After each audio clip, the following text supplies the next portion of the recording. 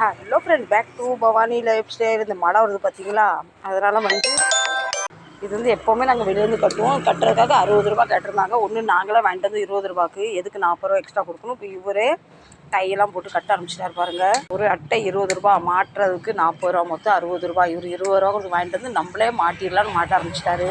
அது இல்லைன்னா என்ன ஆகுது, அவர் முன்ன பேண்ட்டு, துணிமணி, காலு கையெல்லாம் சகதி சேராயிருது.